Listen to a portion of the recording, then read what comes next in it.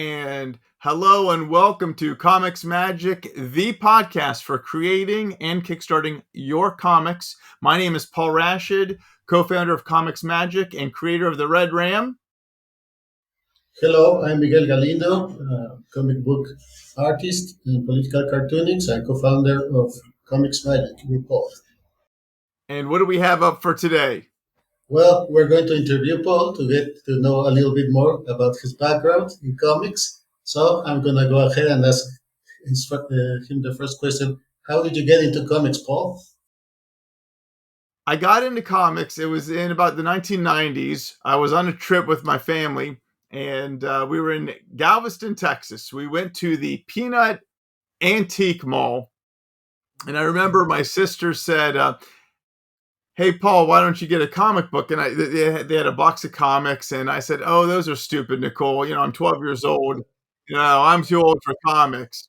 Then later that night, we're at dinner with one of my father's friends, and they were talking about what they're doing, and his son was doing, and his son was collecting comic books. And then my ear is, kind of perked up, and I was kind of begging my parents before we go the next morning, let's stop at that peanut shop and look at some comics. But there wasn't enough time. But mom promised me she'd take me to a comic store when we got home, and she did.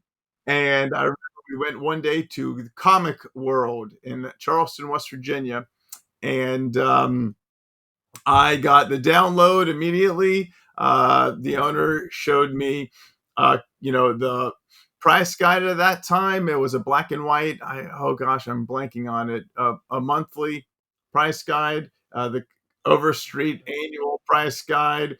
He gave me an issue of Green Lantern Volume 2, Number 2 for free. And that's right when McFarlane and Spider-Man and Jim Lee's X-Men were coming out. So I started collecting with Spider-Man 1 and X-Men 1 and went from there. Oh, that's great. That's a good origin story for a hero, too. So then we would go every week. At that time, it was Friday was comic book day in the States. So every Friday we'd go. I'd get the new, shipment of books. And then, I was in junior high. It was around 93 that Captain Comics of Comic World invited me to work on Saturday. So every Saturday I'd work at the comic store, and it was just so much fun from basically like 8th grade all the way up through my first year of college. I'd work every Saturday at Comic World, and I'd help with pull boxes. I would organize the books, talk with customers, find books for customers. And we just told a lot of stories, and you saw a lot of interesting people. And it really was the comic book culture, which I love and miss to this day. And that's why, it's one thing I like, especially given the world we live in now in 2025, the post-pandemic world, and we value in-person connection. And the comic store or the comic podcast is something, though, that you can access to, to be a part of a special network of people and Yeah, a sense of community a little bit, no, in social media. Let me ask, when you were growing up and reading comics, did you ever try to make your own comics? No. Never. I was never an artist. I never drew. I never doodled. I wasn't good, or at least now looking back, I wasn't, but I didn't put any time or energy into it. Now I realize that you can start doing anything at any age. But no, I didn't do that. And I wasn't a writer. And, there was actually a space in my education where I really kind of just, I've always been a comic book creator. I'm sorry.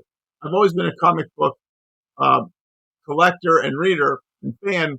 But there was an era when I went to college, I went to medical school, I was in residency. So from age about 20 to about 30, I kind of pumped the brakes, focusing on my studies. But then, and I'll tell you what drew me back in, I was at the mall. Actually, it was in med school. In med school, I went back in collecting pretty hard. So okay, it's about 3 or 4 years I was out, but I was at the mall and I saw Marvel Legends action figures, and as you can see in the background, we have a lot of them. But Yeah, yeah. I love the and it all came from McFarlane Spawn action figures, and his articulation of you know the figures is what just drew me in, and I to this day I still love his figures. But when I saw the Marvel Legends doing that with the Marvel characters, I drew right in from series one, and I've collected them since. Um, Yeah, yeah. yeah, and then it also makes me think about. Um, let me think. Well, I was going to ask you, how do you link comics with psychiatry? Is there a link Yeah, between the two in your you work? know there was it was after, so this is where I did put a even though I was back in comics and toys a little bit in med school. Yeah, in residency, I didn't really collect anything. I was away from home, and um, it was after residency. I was finished residency. I was in my early 30s, and I was actually in a fellowship. I was in San Diego working at the La Jolla VA in San Diego, California, and I was learning about recovery of mental health conditions. Um, with either medications or not medications. And I was researching this fellowship I was in because in all my years of psychiatry, my 4 years of specialization, and then of course preceded that with the 4 years of med school, um, I hadn't learned a lot about psychosocial rehabilitation for severe mental illnesses. So where do I go? I go to Amazon and I type in this topic I'm studying, and there's really only one or two books on it. I ordered the books, and they're from high-level PhD psychologists, and I could read it and understand it, but most people wouldn't be able to. And that's when I got my first creative venture. And now this is where I love what we're doing with Comics Magic, because we're going to deal a lot with comic creating and kickstarting ideas. And this was the first thing I created really in the real world, in the digital world. And look what we're doing now. We're creating podcasts and newsletters. But that was my first time where I created a book and a writer, and because it was out of necessity. There wasn't a lay book on mental health recovery. And at that point, I was not a writer at all. English was my toughest subject. It was my kryptonite. I mean, I was a biologist. That was what my undergrad was in. I knew anatomy, physiology, med school, residency. I was not a writer, but I had this concept and idea, and I had the idea in 2011, tucked it away. Um, I learned the hard reality of books. I actually went to a Harvard continuing medical education seminar in 2013, and I said, okay, here's this idea I have. I'm going to publish a book. What did I learn in that continuing medical education? I learned that most authors, 95% of authors, sell less than 5,000 books. So said another way, only 5,000 books that are published each year. I'm sorry, only 5% of the books sold each year sell more than 5,000 copies. So now, and I have to admit, I was thinking a lot of it was, if I'm going to devote hours of my week to writing, in addition to my patient caseload, there has to be an incentive for me to do this hard work of, writing my kryptonite, banging my head against a wall. And so I talked to there was a psychologist there. She was successful. She sold 5,000 copies. She was on at that time the Dr. Oz show, which was a popular Yeah. television show. She had made it. She was successful, and I just asked her, "How much did you make on the book?" Well, she told me she made 25 cents a copy. She sold 5,000 copies. just over $1,000 American. And I said, "Ooh, wow, that's a hard reality." And again, I pumped the brakes on it for a few more years, but this is where it became a calling for me. It became a calling because I just had to get this out there. Even if I don't make a dime, and to this day, I probably spend more on the book than I've generated in sales on Amazon.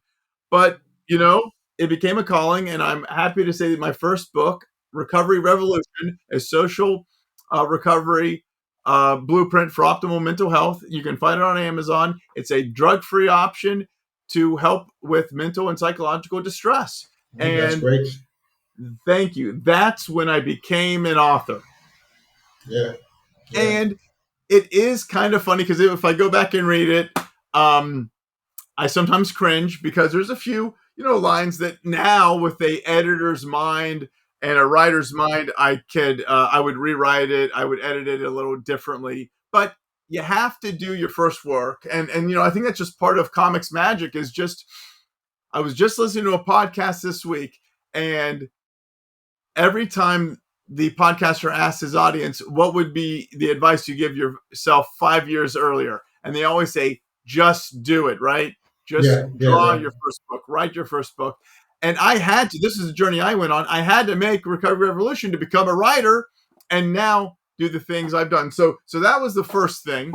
Um, once Did you know?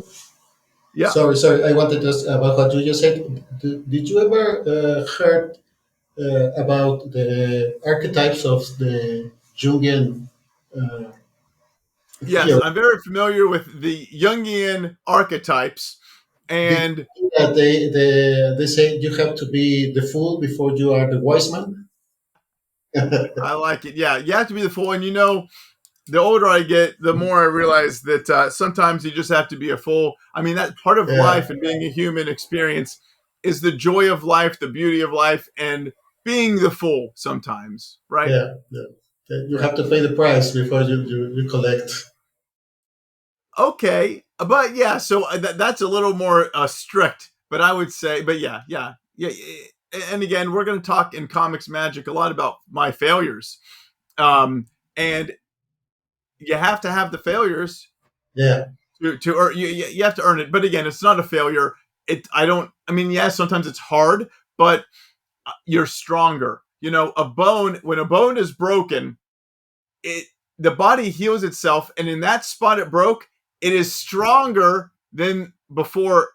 So you know these learning adventures, I'll call it, instead of a failure, a learning adventure is the comics magic when you become better and stronger at what you do. yeah. That's a great way of putting it. Let me follow up on that. How did the idea for the Red Rum came about? Okay, so the Red Ram was this was I have a very close friend, Dr. Fiddler, and he is a psychiatrist. He was one of my mentors, and we did a lot of traveling together. He's written many books, over 30 plays. I've watched many of his plays locally produced. And actually, we started publishing. When I started publishing Recovery Revolution, he started publishing his scripts, which he'd been writing for decades. And now he has over 30 or more of them written and published. But I remember he told me one day after the Recovery Revolution, he said, "When are you going to write your comic book?" And I kind of joked because I said, "Well, I don't even have an idea. I mean, the first thing that came to mind was like an X-Men group team Yeah. book, superhero book." Okay. And I just didn't even I've never written a comic before. I wouldn't know how to start writing a team at that time. But a few years later, actually, the Red Ram was conceived in 2019. In the fall of 2019, I was actually at a American Psychiatric Society meeting. I had just moved to Florida. It was the local Florida meeting, and there was two psychiatrists giving talks about comics and psychiatry. And of course, I can't even believe this is happening. And it got my juices running, and I came up with a concept for a vigilante crime fighter dealing with post traumatic stress disorder, and that was it. And then within 3 or 4 months, I wrote the first script, and I weaved in so I'm Dr. Rashid, and if you know, there's a nurse Ratchet in One Flew Over the Cuckoo's Nest. So I created a character, Dr. Ratchet, and implanted him inside of a aging vigilante who, over the years of broken bones and pain, is addicted to opiates and pain pills, which is a huge epidemic that started in my home state of West Virginia, intertwined with a female that this character, the Red Ram, saves, and she's battling depression, anxiety, alcoholism, and suicidal thoughts and actions, and then I got the Red Ram. So that was the inception of the Red Ram, which That's I fantastic. kickstarted just over a year ago. And thankfully, you're helping me with the finishing of the colors, the lettering. So I'm looking forward to kickstarting it right now in 2025 and getting all 4 issues out and in the hands of readers to share the message. But so it was taking that idea, weaving it into, I wanted to kind of blend some psychiatry, some psychology into an action adventure detective story, right? And hopefully through reading it, people they'll learn something along the way about mental health. Yeah.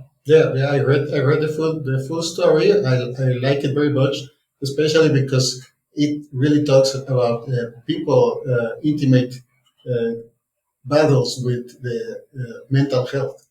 But that's not all that you do. You also have a bit of a funny bone in yourself, and you wrote some parody too.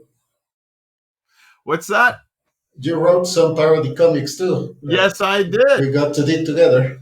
So we did. So that was Defrosted, and this will be part of one of my again, I have a lot to add on what I learned from failing at a Kickstarter, but Defrosted, a Seinfeld parody, an idea came to me. Again, I was wrapping up issue 1 of Red Ram. And although I've been on this writing journey, but it was hard. Writing the Red Ram was my first time. Now and we'll talk about movies in the past, but I had made films a long time ago in the late 90s, early 2000s, amateur short films. But this is the first time really writing a comic script. And when I sat down, I had the idea. I said, I'm going to just do something for fun. I'm going to have a parody of one of my favorite sitcoms. And I just sat down one weekend, and in one weekend, I had the first issue script done. It just came out. And for me, that was comics magic, because I was like, okay, not a writer, wrote Recovery Revolution, wrote the Red Ram with a lot of help I worked with several editors, and that's another thing we're going to talk about in comics magic, is the importance of an editor to give an outside perspective and make sure there's no gaps or too much or too little. And but that was the first time. Defrosted was the first time I just sat down, and it was fun. And I loved it. And because of this book, I had the idea. I did a search for artists, and that's when we came together. And your artwork in here is just a wonderful and amazing. It's on Amazon now, so if anyone wants to check it out, there's a few free preview pages there you can check out. Miguel's work is just beautiful, stunning. It plays to one of your. I mean, you're an amazing artist, but one of your strengths is your art uh, um, flexibility, because you can do parody and caricatures, but you can also do really Yeah, photorealistic comics and everything in between. yeah. I like to try a lot of stuff. I really love Mad Magazine growing up. I don't know if you got to collect some of those. Of which one? Mad Magazine. I do, and if it weren't a little buried, I would pull out some Mad Magazine. And just being a Seinfeld fan, Seinfeld was on the cover of one of those issues, and I was watching I was watching comedians getting coffee in cars, and he referenced that, and he loved that parody of him in it. So hopefully, if he ever reads Defrosted, he'll be a fan. Oh, I hope he gets a copy of Defrosted in his hands someday. He loves comics books too, you know. But I did want to share a little bit though. One of my other works, and again, kind of one of the columns I want to really dive in on is what I learned from failing a Kickstarter. But right after you know, I'll just take you back. So when I was in high school and college, I graduated high school in 1997, and in high school, me and my buddies would make short films, 3-4 minute films. Now back then, again, I hate to imagine what I would have done if I would have had one of these cell phones in my pocket back in the 90s, but we would take VCR camcorders. We would spend a day or two filming at home and downtown, and then we would edit. We'd get two VCRs connected with an audio mixer, and we would edit on VCRs. And then, so by the time I had my final short film edited, it was like a copy of a copy of a copy. But, I made several of those. Several of those are still online. And you know what? We should, some of them are comics based. So we will definitely incorporate those into Okay, Comics Magic. So that brings me to, I write Recovery Revolution. Now I realize I'm done with my med school and residency, and I do my board certified test. It's a 2-day, 16-hour test. So finally, 12 years of higher education paid off, and I can okay. just focus on working and don't have to study every day after class and work. Yeah, that's great, man. And then I'm Congratulations. like, okay, I'm in a digital world. I'm in a digital world where if you write a Word document, you can upload it to Amazon Kindle Direct and publish a book, ebook, or print on demand. I used to make short films. Why don't I make a short film? So I meet up with a West Virginia filmmaker who has gotten many awards for his films. That he went to NYU Tisch Institute Art School, and it's right above me, the comic book collector. So I enlisted him, and we made the comic book collector, A Journey of Letting Go. And it's a concept where, as a collector, we like to collect. And I just said, I'm getting older. I'm I my main comic cave is back home, not where I'm currently at. Oh, And maybe that, it's time to start giving back comics, some of the thing that I love, give it to other people. So we made the comic book collector. It's a documentary. I give away some of my collection to local at-risk children in my hometown community back in West Virginia, and it did win award of recognition at a short film competition, and it is available on Amazon to rent or purchase. But again, Miguel, it's something I want to give all of our subscribers. So one thing I okay. want to do is in the next, with our first premiere launch, is That's include that great. document. It's a 30-minute documentary for all our readers for free. Yeah, that's great. I watched the documentary. It's beautiful. I really like it.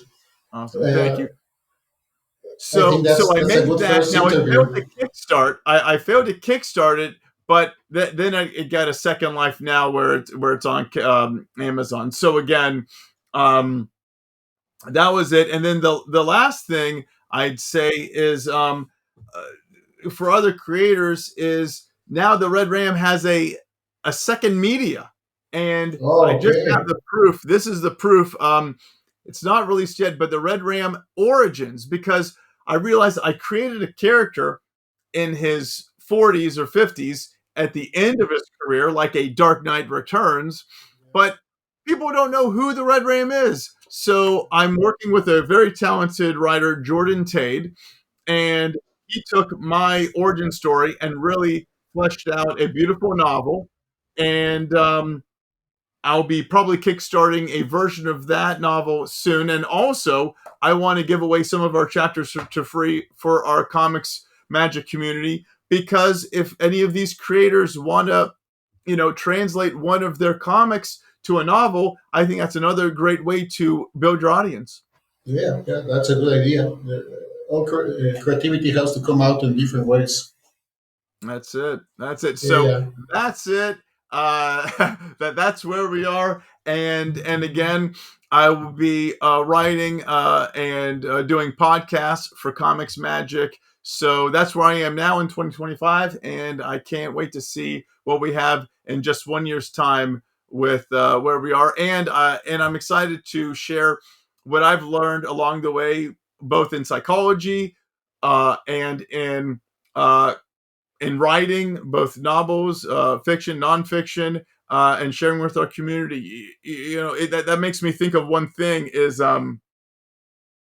you know, just it made me think about how I selected psychiatry as my specialty.